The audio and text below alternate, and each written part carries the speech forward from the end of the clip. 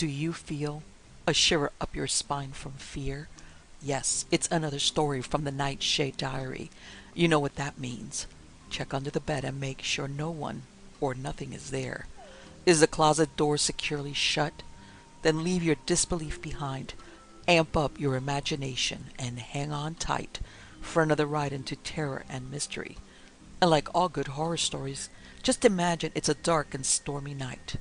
And remember, screaming like a little girl is permitted. The Man That Casts No Shadow by Seabury Quinn. But no, my friend Jules de Grandin shook his sleek blond head decidedly and grinned across the breakfast table at me. We will go to this so kind Madame Norman's tea, of course. A certainty, yes. But hang it all, I replied, giving Mrs. Norman's note an irritable shove with my coffee spoon. I don't want to go to a confounded tea party. I'm too old and too sensible to dress up in a tall hat and a long coat and listen to the vaporings of a flock of silly flappers. Mordieu, hear the savage, de Grandin chuckled delightedly. Always does he find excuses for not giving pleasure to others, and always does he frame those excuses to make him more important in his own eyes. Enough of this, friend Trowbridge. Let us go to the kind Madame Norman's party.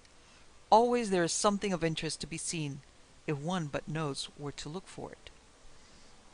Maybe, I replied grudgingly, but you've better sight than I think you have, if you can find anything worth seeing at an afternoon reception. The reception was in full blast when we arrived at the Norman mansion in Tuscarora Avenue that afternoon in 1925. The air was heavy with the commingled odors of 100 different perfumes and the scent of hot poured jasmine tea, while the clatter of cup on saucer, laughter, and buzzing conversation filled the wide hall and dining room. In the long double parlors the rugs had been rolled back, and young men in frock coats glided over the polished parquetry in company with girls in provocatively short skirts to the belching melody of a saxophone and the drumming rhythm of a piano. Pardieu, de Grandin murmured, as he viewed the dancers a moment. Your American youth take their pleasures with seriousness, friend Trowbridge. Behold their faces. Never a smile, never a laugh. They might be recruits on their first parade for all they show joy. He broke off abruptly, gazing with startled, almost horrified eyes after a couple whirling in the mazes of a foxtrot at the further end of the room. Nom d'un fromage, he murmured softly to himself. This matter will bear investigating, I think. What's that? I asked, piloting him toward our hostess. Nothing, nothing, I do assure you, he answered, as we greeted Mrs. Norman and passed toward the dining room.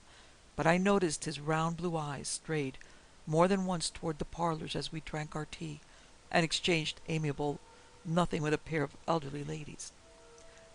Pardon, de Grandin bowed stiffly from the hips to his conversational partner and turned toward the rear drawing-room. There is a gentleman here I desire to meet, if you do not mind. That tall, distinguished one with the young girl in pink. Oh, I guess you mean Count Czerny, a young man, laden with an ice in one hand and a glass of non-Volstead punch in the other, paused on his way from the dining-room. He's a rare bird, all right. I knew him back in 13, when the Balkan allies were polishing off the Turks. Queer-looking duck, ain't he? First-class fighting man, though. Why, I saw him lead a bayonet charge right into the Turkish lines one day, and when he'd shot his pistol empty, he went at the enemy with his teeth. Yes, sir, he grabbed a Turk with both hands and bit his throat out. Hanged if he didn't. Czerny, de Grandin repeated amusingly. He is a Pole, perhaps? His informant laughed a bit shamefacedly. Can't say, he confessed. The Serbs weren't asking embarrassing questions about volunteers' nationalities those days, and it wasn't considered helpful for any of us to do so. Either I got the impression he was a Hungarian refugee from Austrian vengeance, but that's only hearsay. Come along, I'll introduce you if you wish. I saw de Grandin clasp hands with a foreigner and stand talking with him for a time, and in spite of myself I could not forbear a smile at the contrast they made. The Frenchman was a bare 5 feet 4 inches in height, slender as a girl, like a girl possessed of almost laughably small hands and feet. His light hair and fair skin, coupled with his trimly waxed diminutive blonde mustache and round, unwinking blue eyes, gave him a curiously misleading appearance of mildness. His companion was at least 6 feet tall, swarthy-skinned and black-haired, with bristling black mustache and fierce slate-gray eyes beneath beetling black brows. His large nose was like the predatory beak of some bird of prey, and the tilt of his long, pointed jaw bore out the uncompromising ferocity of the rest of his visage. Across his left cheek, extending upward over the temple and into his hair, was a knife or saber scar, a streak of white showing the trail of the steel in his scalp, and shining like silver inlaid in onyx against the blue-black of his smoothly pomaded locks. What they said was, of course, beyond reach of my ears, but I saw de Grandin's quick, impish smile flicker across his keen face more than once, to be answered by a slow, languorous smile on the other's countenance. At length the Count bowed formally to my friend and whirled away with the wisp of a girl, while de Grandin returned to me. At the door he paused a moment, inclining his shoulders in a salute as a couple of debutantes brushed past him. Something, I know not what, drew my attention to the tall foreigner a moment, and a sudden chill rippled up my spine at what I saw. Above the georgette-clasped shoulder of his dancing partner, the Count's slate-gray eyes were fixed on de Grandin's trim back, and in them I read all the cold, malevolent fury with which a caged tiger regards its keeper as he passes the bar. "What on earth did you say to that fellow?" I asked, as the little Frenchman rejoined me. "He looked as if he would like to murder you." "Ha!" He gave a questioning smile, syllabled laugh. "Did he so? Obey the noble Washington's injunction, and avoid foreign entanglements, friend Trowbridge. It is better so, I think." "But look here," I began, nettled by his manner. "What—" No, he interrupted. "You must be advised by me, my friend.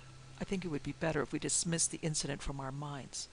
But stay, perhaps you had better meet the gentleman, after all. I will have the good Madame Norman introduce you." More puzzled than ever, I followed him to our hostess and waited while he requested her to present me to the Count. In alone the dancing, she complied with his request, and the foreigner acknowledged the introduction with a brief hand-clasp and an almost churlish nod, then turned his back on me, continuing an animated conversation with the large-eyed young woman in an abbreviated party frock. "And did you shake his hand?" the Grandin asked as we descended the Norman steps to my waiting car. "Yes, of course," I replied. Tell me, my friend, did you notice anything, peculiar in his grip?" I wrinkled my brow a moment and concentrated thought. Yes, I believe I did. "So, what was it?" "Hanged if I can say exactly," I admitted, "but, well, it seemed—" this sounds absurd, I know, but it seemed as though his hand had two backs. No palm at all, if that means anything to you." "It means much, my friend. It means a very great deal," he answered with such solemn nod that I burst into a fit of laughter. "Believe me, it means much more than you suspect." It must have been some 2 weeks later that I chanced to remark to de Grandin, "I saw your friend, Count Czerny, in New York yesterday." "Indeed," he answered with what seemed like more than necessary interest. "And how did he impress you at the time?" "Oh, I just happened to pass him on Fifth Avenue," I replied. "I'd been up to see an acquaintance in 59th Street and was turning into the avenue when I saw him driving away from the plaza. He was with some ladies." "No doubt," de Grandin responded dryly. "Did you notice him particularly?" "Can't say that I did, especially," I answered, "but it seems to me he looked older than the day we met him at Mrs. Norman's." "Yes?" The Frenchman leaned forward eagerly. "Older, do you say? Parbleu, this is of interest. I suspected as much." "Why?" I began, but he turned away with an impatient shrug. "Bah!" he exclaimed petulantly. "Friend Trowbridge, I fear Jules de Grandin is a fool. He entertains all sorts of strange notions." I had known the little Frenchman long enough to realize that he was as full of moods as a prima donna. but his erratic, unrelated remarks were getting on my nerves. See here, de Grandin, I began testily, what's all this nonsense? The sudden shrill clatter of my office telephone bell cut me short. Dr. Trowbridge, an agitated voice asked over the wire. Can you come right over, please?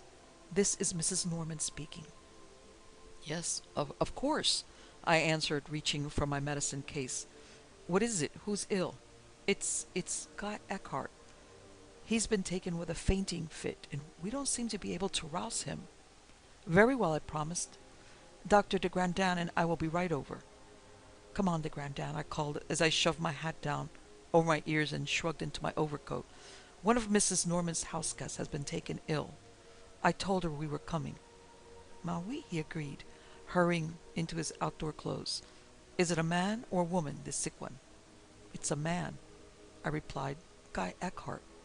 A man, he echoed incredulously. A man, do you say? No, my friend, that is not likely. Likely or not, I rejoined sharply, Mrs. Norman says he's been seized with a fainting fit, and I give the lady credit for knowing what she's talking about. Eh bien, he drummed nervously on the cushions of the automobile seat. Perhaps Jules de Grandin really is a fool. After all, it is not impossible. It certainly isn't, I agreed fervently to myself as I set the car in motion.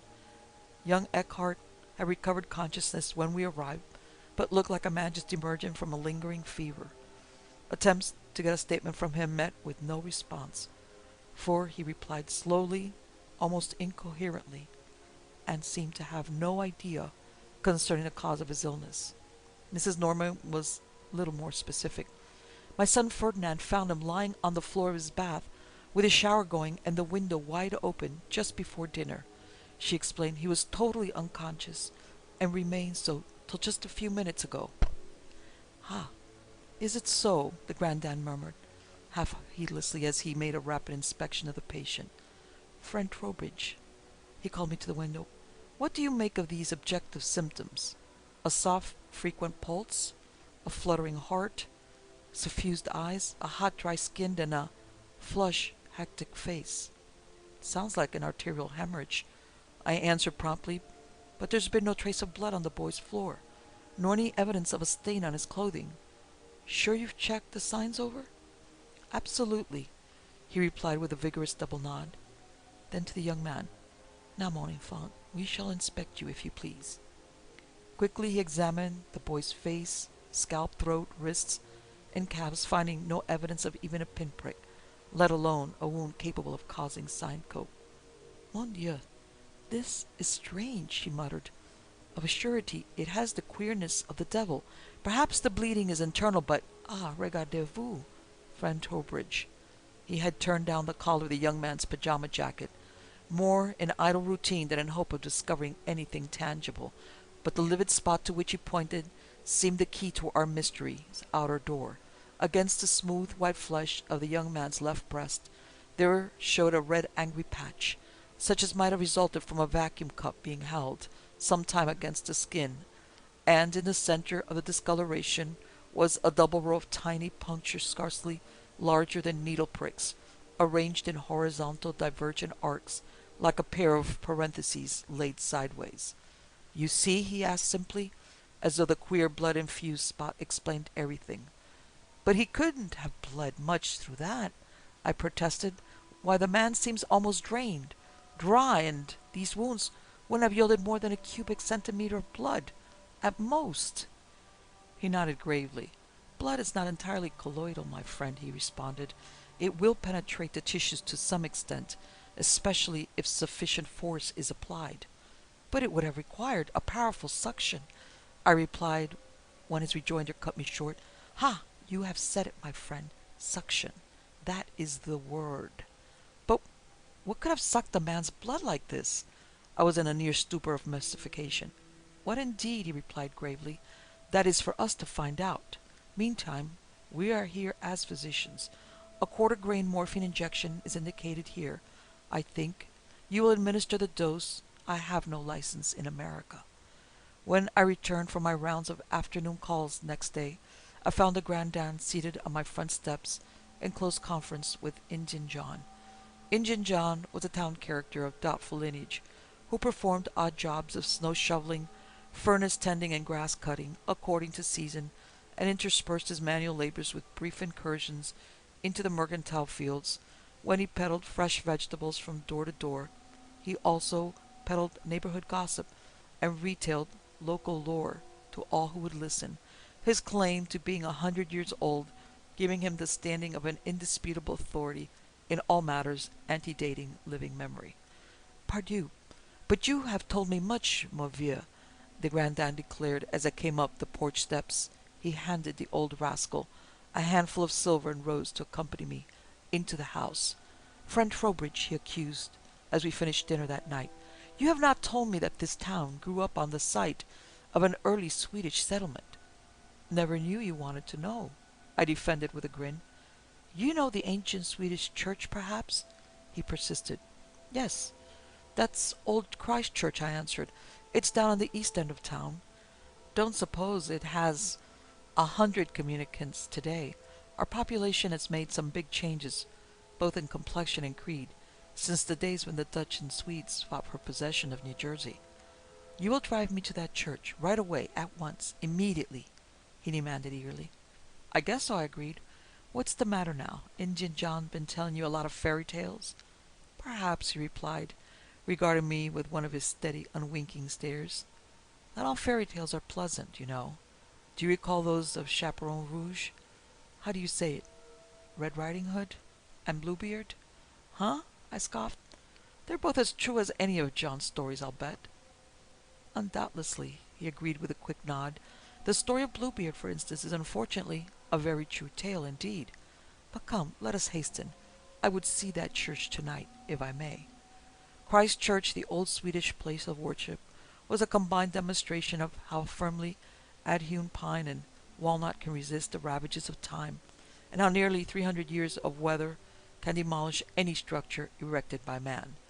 Its rough painted walls and short, firm-based spire shone ghostly and pallid in the early spring moonlight, and the cluster of broken and weather-worn tombstones, which staggered up from its unkept burying ground, were like soiled white chicks seeking shelter from a soiled white hand.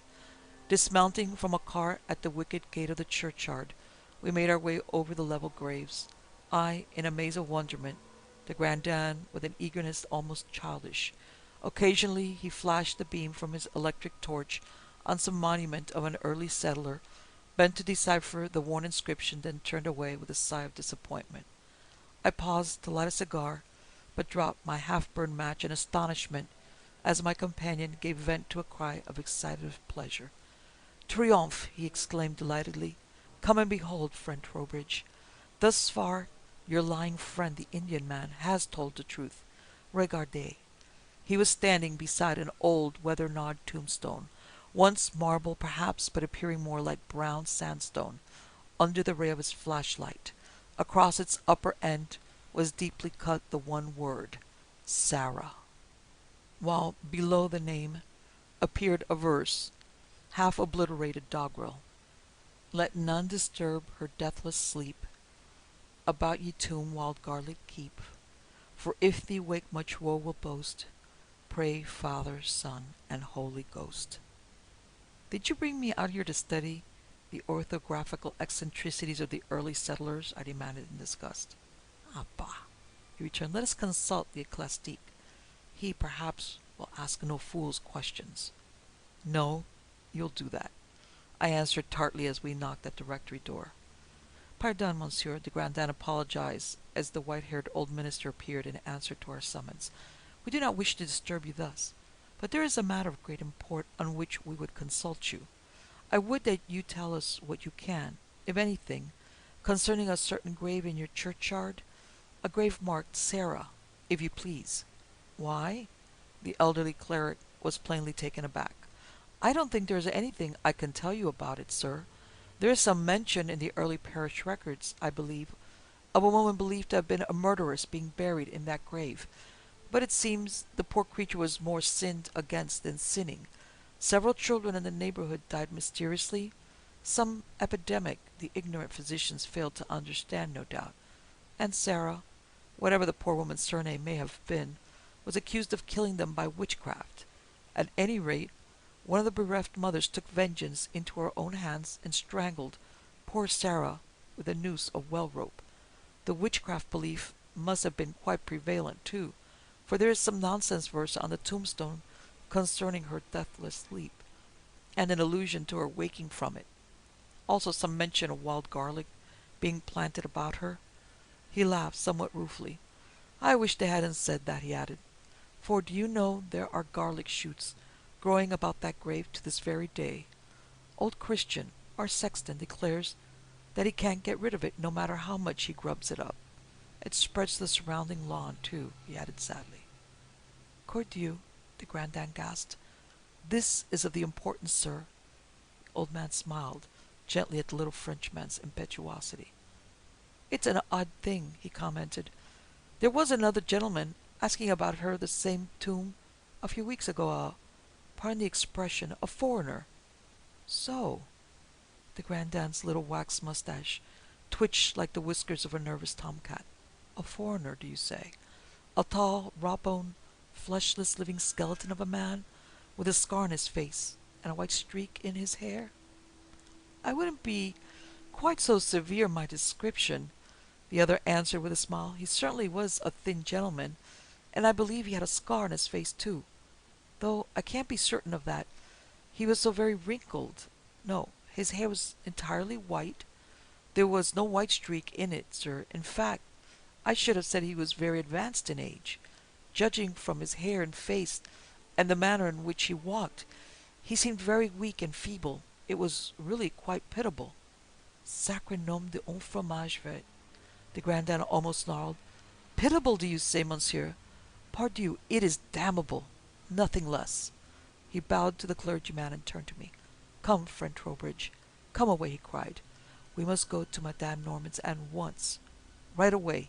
Immediately. What's behind all this mystery? I demanded, as we left the parsonage door. He elevated his slender shoulders in an eloquent shrug. I only wish I knew, he replied. Someone is working the devil's business, of that I am sure. But what the game is, or what the next move will be, only the good God can tell, my friend. I turned the car through Tunlaw Street to effect a shortcut, and as we drove past an Italian greengrocer's, de Grandin seized my arm. Stop a moment, friend Trowbridge, he asked. I would make a purchase at this shop. We desire some fresh garlic, he informed the proprietor as we entered the little store. A considerable amount, if you have it. The Italian spread his hands in a deprecating gesture. We have it not, signor, he declared. It was only yesterday morning that we sold our entire supply. His little black eyes snapped happily at the memory of an unexpected bargain. What is this? The Grandin demanded. Do you say you sold your supply? How is that? I know not, the other replied. Yesterday morning a rich gentleman come to my shop in an automobile and called me from my store. He desired all the garlic I had in stock, at my own price, signor, and at once I was delivered to his address in Rupleysville the same day. Ah, the Grandin's face assumed the expression of a crossword fiend as he began to see the solution of his puzzle. And this liberal purchaser, what did he look like? The Italian showed his white even teeth in a wide grin. It was funny, he confessed. He did not look like one of our people, nor like one who would eat much garlic. He was old, very old and thin, with a much wrinkled face and his white hair. He... Nom d'un chat, the Frenchman cried, then burst into a flood of torrential Italian. The shopkeeper listened at first with suspicion, then incredulity, finally in abject terror. No, no, he exclaimed. No, signor, Santissima Madonna. You do not make the joke? Do I so? Grandin replied. Wait and see, foolish one. Santo Dio forbid. The other crossed himself piously, then bent his thumb across his palm, circling it with his second and third fingers and extending the fore and little fingers in the form of a pair of horns. The Frenchman turned toward the waiting car with a grunt of inarticulate disgust. What now? I asked, as we got under way once more. What did that man make the sign of the devil eye for, de Grandin? Later, my friend, I will tell you later, he answered. You would but laugh if I told you what I suspect. He is of the Latin blood, and can appreciate my fears. Nor would he utter another word till we reached the Norman house. Dr. Trowbridge, Dr. de Grandin, Mrs. Norman met us in the hall. You must have heard my prayers. I've been phoning your office for the last hour, and they said you were out and couldn't be reached. What's up? I asked. It's Mr. Eckhart again. He's been seized with another fainting fit. He seemed so well this afternoon, and I sent a big dinner up to him at 8 o'clock. But when the maid went in, she found him unconscious, and she declares she saw something in his room. De Grandin interrupted. Where is she, this servant? I would speak with her. Wait a moment, Mrs. Norman answered.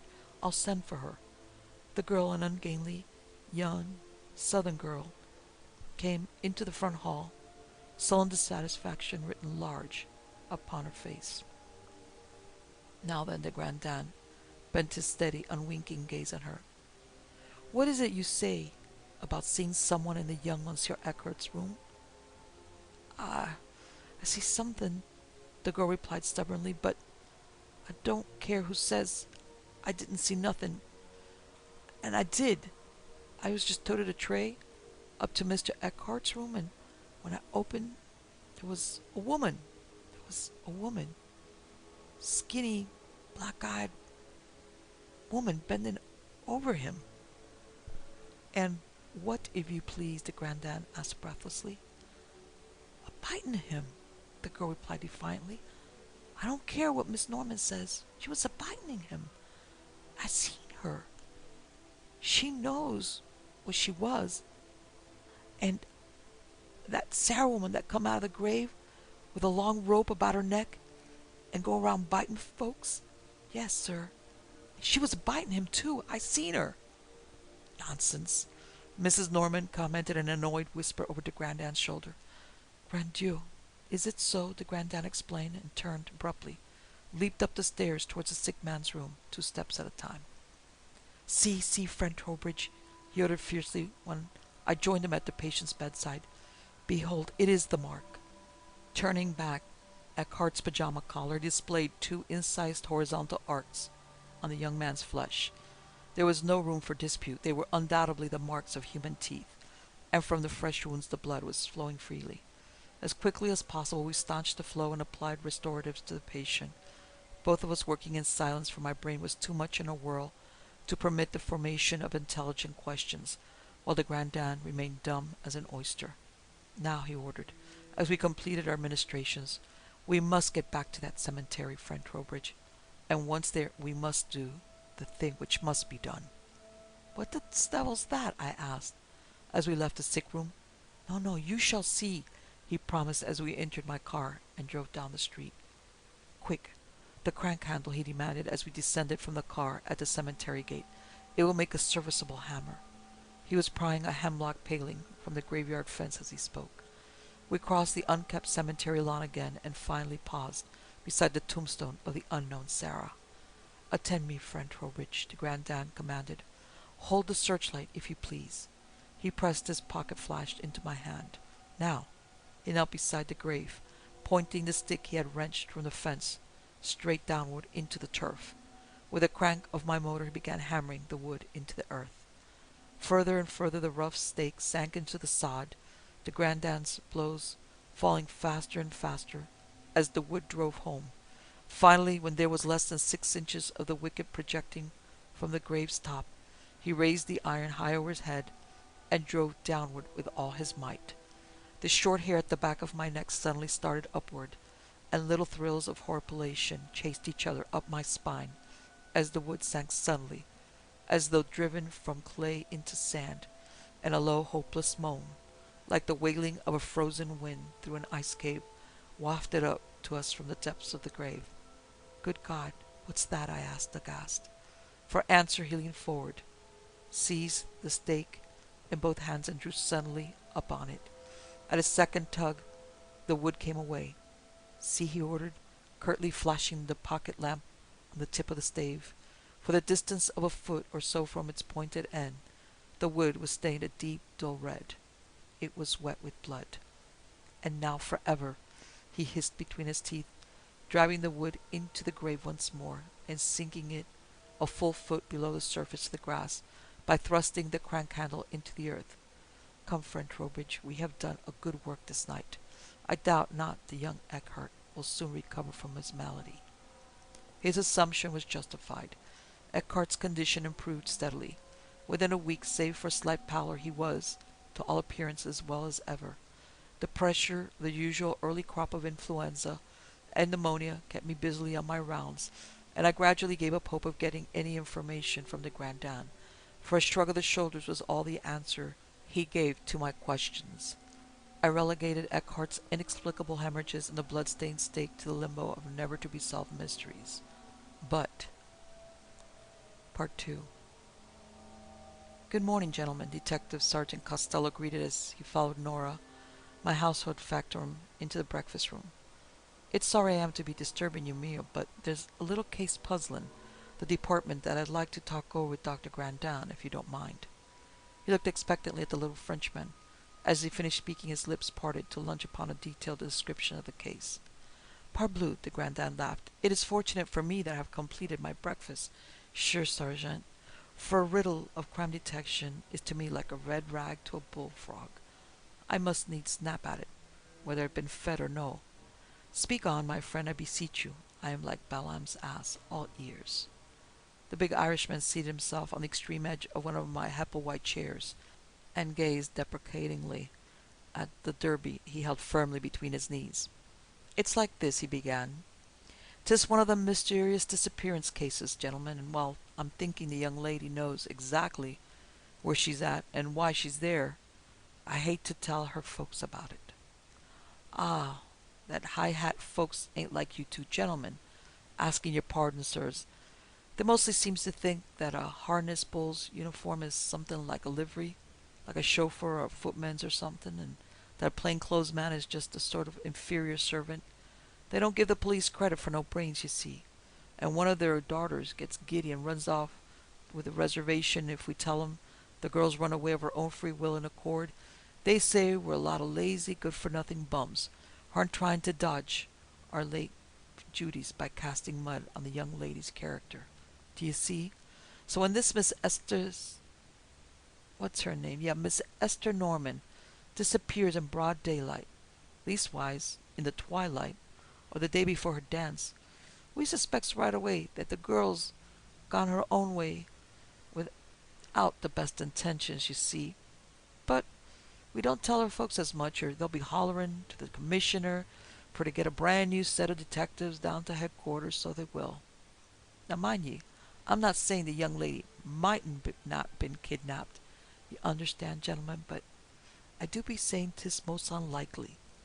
I've been on the force, man, for at least in uniform and plain clothes for the last 25 years, and the number of legitimate kidnappings of young women over 10 years of age I've seen can be counted on the little fingers of my left hand, and I ain't got none there at all. He held the member up for question, revealing the fact that the little finger had been amputated close to the knuckle. The Grandin, elbows on the table, pointed chin cupped in his hands, was puffing furiously at a vile-smelling French cigarette, alternately sucking down great draughts of its acid smoke and expelling clouds of fumes in double jets from his narrow aristocratic nostrils. What is it you say? He demanded, removing the cigarette from his lips. Is it the so lovely Mademoiselle Esther, daughter of that kind Madame Tuscarora Avenue Norman, who is missing? Yes, sir, Costello answered. 'Tis the same young ladies flew the coop, according to my way of thinking. Mordieu! The Frenchman gave the ends of his blond mustache a savage twist. You intrigue me, my friend. Say, on how did it happen, and when? 'Twas about midnight last night. The alarm came in to headquarters, the detective replied. According to the facts as we have 'em, the young lady went downtown in the Norman car to do some errands. We checked her movements, and here they are. He drew a black leather memorandum book from his pocket and consulted it. At 2:45 or thereabouts, she left the house, arriving at the Ocean Trust Company at 2:55, 5 minutes before the institution closed for the day. She drew out $330.65 and left the bank, going to Madame Gerard's, where she tried on a party dress for the dance which was being given at her house that night. She left Madame Gerard's at 4:02, leaving orders for the dress to be delivered to her house immediately, and dismissed her chauffeur at the corner of Dean's and Tunlaw Streets, saying she was going to deliver some vegetables and what not to a poor family, and she and some of her friends was keeping till their old man gets let out of jail. 'Twas myself and Clancy, my buddy, that put him there, when we caught him red-handed in a job at housebreaking. Well, to return to the young lady, she stopped at Pete Bacigalupo's store in Tunlaw Street, bought a basket of fruit and canned things at 4:30, and he clamped his long-suffering derby between his knees and spread his hands emptily before us. Yes, and? De Grandin prompted, dropping the glowing end of his cigarette into his coffee cup. And that's all, responded the Irishman. She just walked off, and no one ain't seen her since. But, cordieu, such things do not occur, my friend, de Grandin protested. Somewhere you have overlooked a factor in this puzzle. You say no one saw her later? Have you nothing whatever to add to the tale? Well, the detective grinned at him. There are one or two little incidents, but they ain't of any importance in the case as far as I can see. Just as she left Pete's door, an old gink tried to make her, but she gave him the air and he went off and didn't bother her no more. Like I'd seen the old dog. At that, day before yesterday, there was an old feller hanging around by the silk mills annoying the girls as they come off from work. Clancy, me mate, saw him and started to take him up, and darned if the old roomie wasn't strong as a bull. Do you know, he broke clean away from Clancy, and, darn near, broke his arm in the bargain. Belike 'twas the same man accosted Miss Norman outside Pete's door. Ah, the Grandin's slender white fingers began beating a devil's tattoo on the tablecloth. And who was it saw this old man annoy the lady? Costello grinned widely.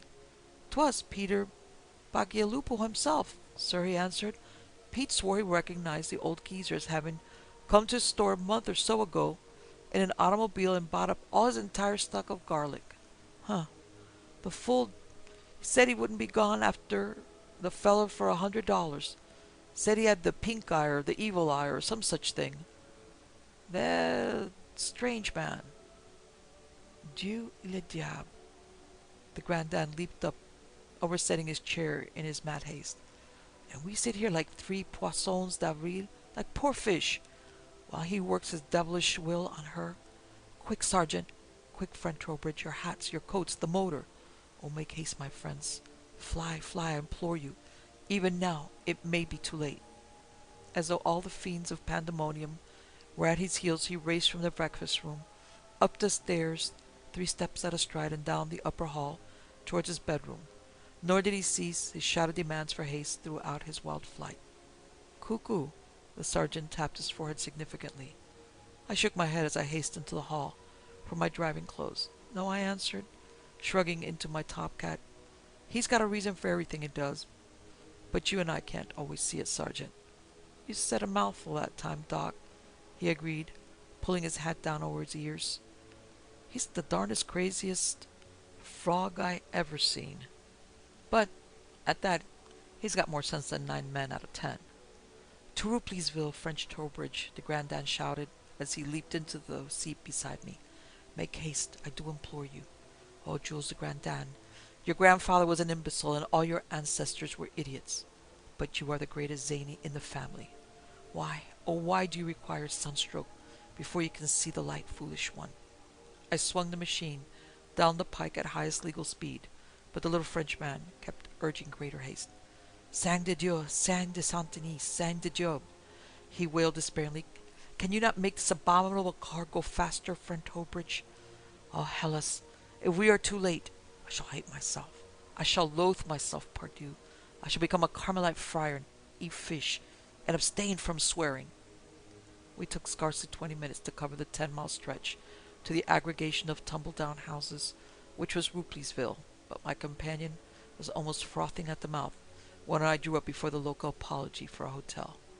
Tell me, monsieur, the Grandin cried as he thrust the hostelry door open with his foot and brandished his slender ebony cane. before the astonished proprietor's eyes.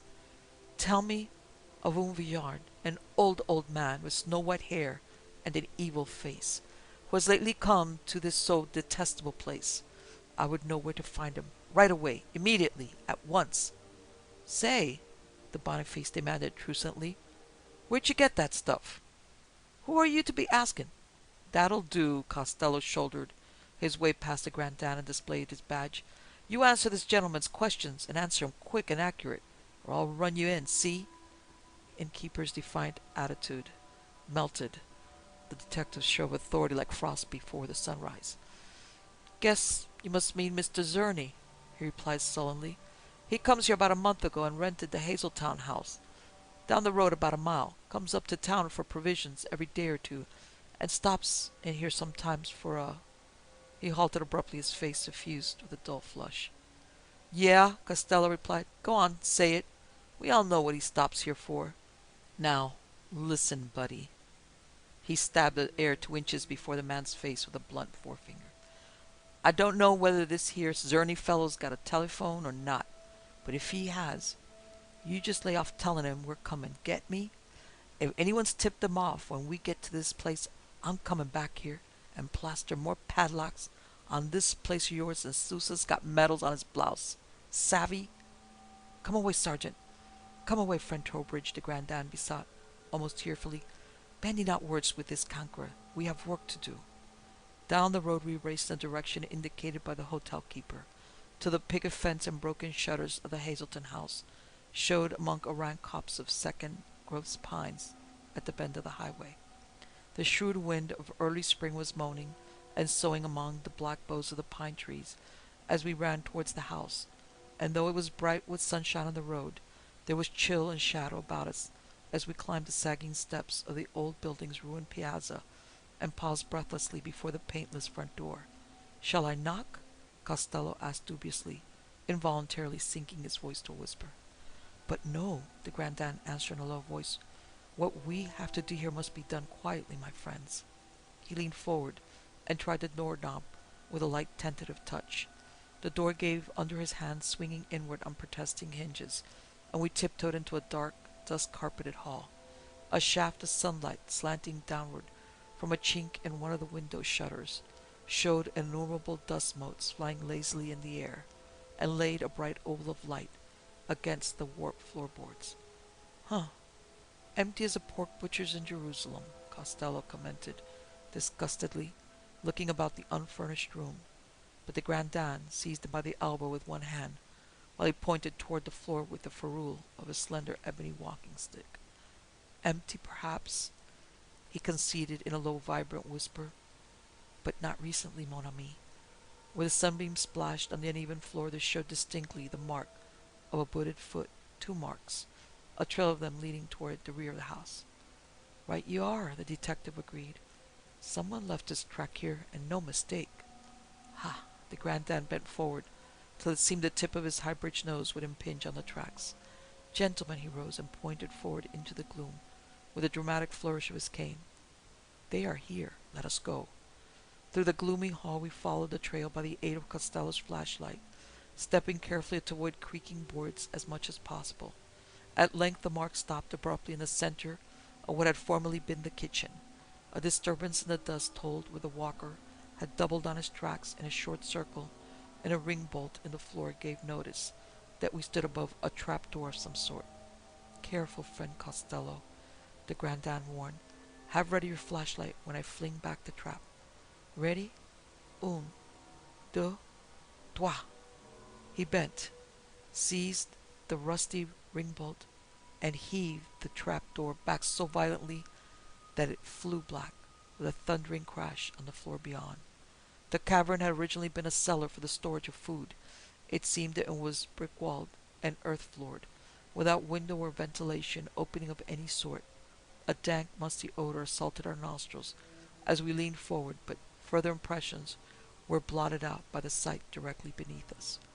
White as a figurine of carven alabaster, the slender, bare body of a girl lay in sharp reverse silhouette against the darkness of the cavern floor, her ankles crossed and firmly lashed to a stake in the earth, one hand doubled behind her back, in the position of a wrestler's hammerlock grip, and made firm to a peg in the floor, while the other arm was extended straight outward, its wrist pinioned to another stake. Her luxuriant fair hair had been knotted together at the ends, then staked to the ground, so that her head was drawn far back, exposing a rounded throat to its fullest extent, and on the earth beneath her left breast, and beside her throat, stood two porcelain bowls. Crouched over her was the relic of a man, an old, hideously wrinkled witch-husband, with matted white hair and beard. In one hand he held a long, gleaming, double-edged dirk, while with the other he caressed the girl's smooth throat with gloating strokes of his skeleton fingers. "Howly, mither!" Costello's County Galway broke through his American accent at the horrid sight below us. "My God!" I exclaimed, all the breath in my lungs suddenly seeming to freeze in my throat. "Bonjour, Monsieur le Vampire," Jules de Grandin greeted nonchalantly, leaping to the earth beside the pinioned girl and waving his walking stick airily. "By the horns of the devil, but you have led us a merry chase, Baron Lajos Gruscon of Transylvania." The crouching creature emitted a bellow of fury and leaped toward the Grandin, brandishing his knife. The Frenchman gave ground with a quick cat-like leap and grasped the slender cane in both hands near the top. Next instant he had ripped the lower part of the stick away, displaying a fine three-edged blade set in the cane's handle, and swung his point toward the frothing-mouthed thing, which mouthed and gibbered like a beast at bay. "Ah!" he cried with a mocking, upward lilting accent. "You did not expect this, our friend blood-drinker? I gave you the party of surprise, n'est pas? The centuries have been long, mon vieux, but the reckoning has come at last. Say, now will you die by the steel, or by starvation?" The aged monster fairly chomped his gleaming teeth in fury. His eyes seemed larger, rounder, to gleam like the eyes of a dog in the firelight, as he launched himself toward the little Frenchman. The Frenchman sank backwards on one foot, then straightened suddenly forward, stiffening his sword arm and plunging his point directly into the charging beastman's distended red mouth. A scream of mingled rage and pain filled the cavern with deafening stillness, and the monster, half turned as though on an invisible pivot, clawed with horrid impotence at the wire-fine blade of the Grandin's rapier, then sank slowly to the earth, his death cry stilled to a sickening gurgle as his throat filled with blood. "Fini!" the Grandin commented, laconically drawing out his handkerchief and wiping his blade with meticulous care, then cutting the unconscious girl's bonds with his pocket-knife. "Drop down your overcoat, friend Trowbridge," he added, "that we may cover the poor child's nudity until we can piece out a wardrobe for her. Now then," as he raised her to meet the hands of Costello and extended into the pit, "if we clothe her in the motor rug, your jacket, Sergeant, friend Trowbridge's topcoat, and my shoes, she'll be safe from the chill. Parbleu, I have seen women refugees from the Boche who could not boast so complete a toilette." With Esther Norman, hastily clothed in her patchwork assortment of garments, wedged in the front seat between the Grandin and me, we began our triumphant journey home. "And would you mind telling me how you knew where to look for a young lady, Dr. de Grandin?" Detective Sergeant Costello asked respectfully, leaning forward from the rear seat of the car. Wait, my friend," the Grandin replied with a smile. "When our duties are all performed, I shall tell you such a tale as shall make your two eyes to pop outward like a snail's. First, however, you must go with us to restore this pauvre enfant to her mother's arms, then to the headquarters to report the death of that sale bête. Friend Trowbridge will stay with the young lady for as long as he deems necessary, and I shall remain with him to help. Then this evening, with your consent, friend Trowbridge, you will dine with us, Sergeant, and I shall tell you all, everything, in total. Death of my life, what a tale it is, parbleu, but you shall call me a liar many times before it is finished." Jules de Grandin placed his demi-tasse on the tabouret and refilled his liquor glass. "My friends," he began, turning his quick elfish smile first on Costello, then on me, "I have promised you a remarkable tale. Very well, then, to begin."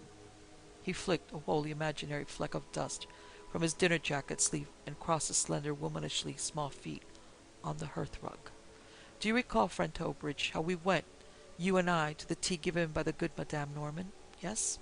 Perhaps then you will recall how at the entrance of the ballroom I stopped with a look of astonishment on my face. Very good.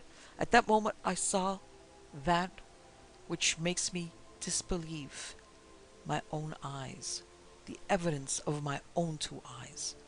As a gentleman we later met, as Count Czerny danced past a mirror on the wall, I beheld, parbleu, what do you suppose? The reflection only of his dancing partner. It was as if the man had been non-existent, and the young lady had danced past the mirror by herself. Now, such a thing was not likely, I admit. You, Sergeant, and you too, friend Trowbridge, will say it was not possible, but such is not the case. In certain circumstances it is possible for that which we see with our eyes to cast no shadow in a mirror. Let that point wait a moment. We have other evidence to consider first. When the young man told us of the Count's prowess in battle, of his incomparable ferocity, I began to believe that which I had at first disbelieved. And when he told us the Count was a Hungarian, I began to believe more than ever. I met the Count, as you will remember, and I took his hand in mine. Parbleu, it was like a hand with no palm. It had hairs on both sides of it. You too, friend Trowbridge, remarked on that phenomenon.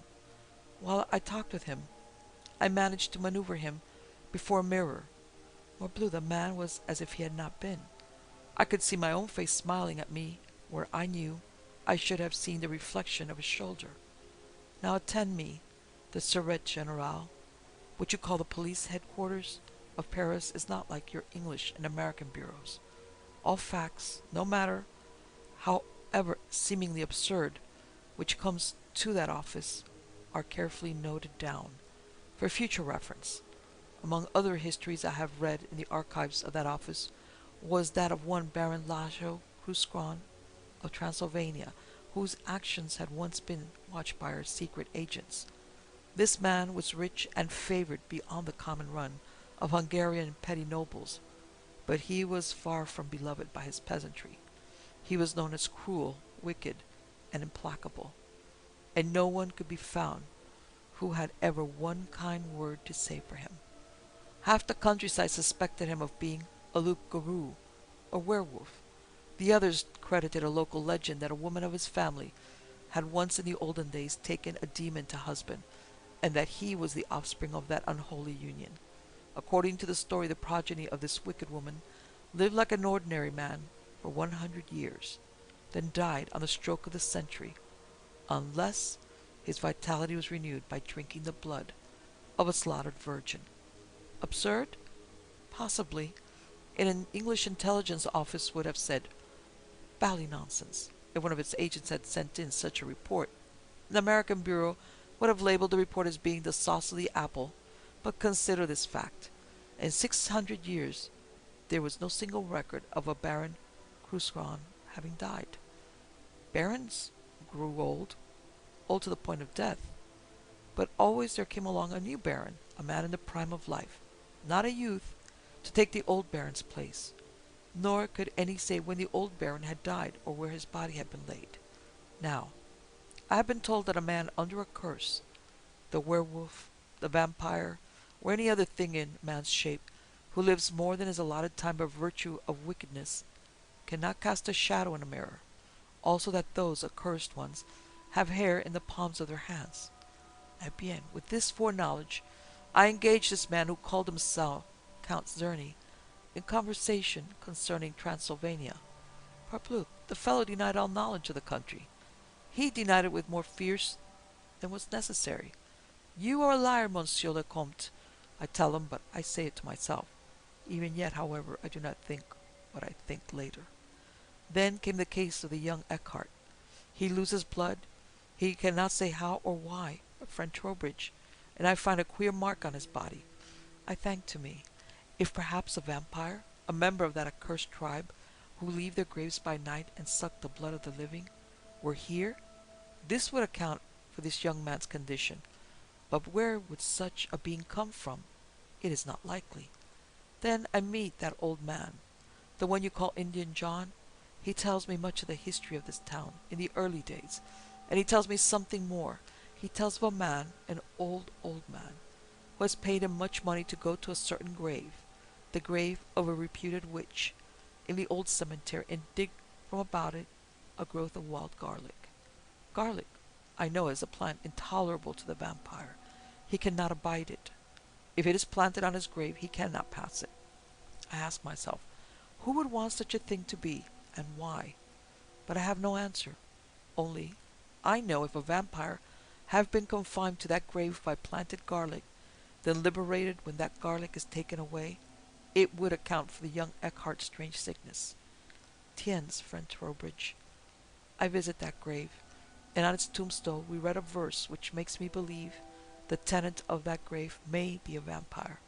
We interview the good minister of the church and learn that another man, an old man, have also inquired about that strange grave. Who have done this, I ask me, but even yet I have no definite answer to my question.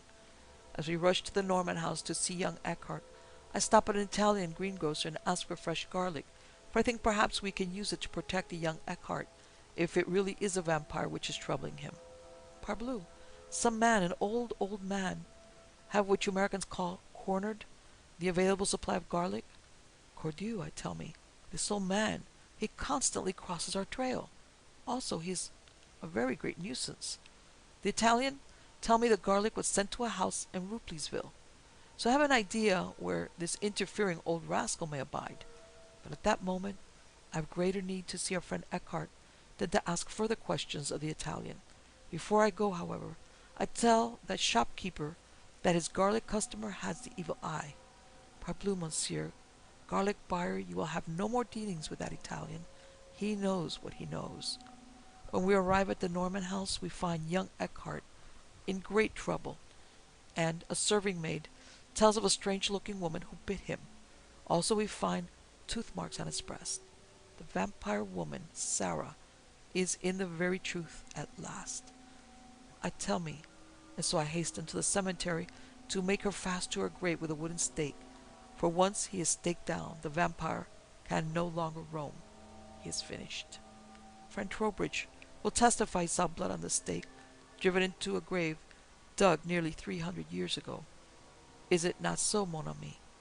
I nodded assent, and he took up his narrative. Why this old man should wish to liberate the vampire woman, I know not.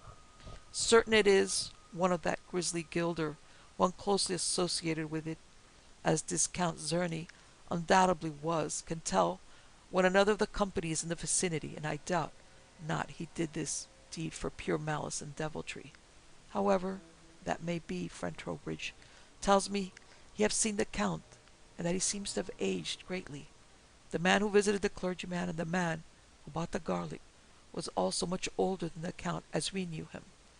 Ah, he is coming to the end of his century. I tell me, now look out for devilment. Jules de Grandin, certainly it is sure to come. And then, my sergeant, come you with your tale of Mademoiselle Norman's disappearance, and I too think perhaps she has run away from home voluntarily, of her own free will, until you say the Italian shopkeeper recognized the old man who accosted her as one who has the evil eye. Now what old man, save the one who bought the garlic and who lived at Rupleysville, would that Italian accuse of the evil eye? Pardieu, has he not already told you the same man once bought this garlic? But yes, the case is complete. The girl has disappeared, an old man has accosted her, an old man who was so strong he could overcome a policeman. The Count is nearing his century mark, when he must die like other men unless he can secure the blood of a virgin to revivify him. I am more certain than certain that the Count and Baron are one, and the same in that they both dwell at Rupleysville. Voila, we go to Rupleysville, and when we arrive there, not one little minute too soon, n'est-ce pas, mes amis? Sure, Costello agreed, rising and holding out his hand in farewell. You've got the goods, Doc, no mistake about it. To me, as I helped him with his coat in the hall, the detective confided. And he only had one shot of liquor all evening? Gosh, Doc, if one drink could fix me up like that, I wouldn't care how much prohibition we had.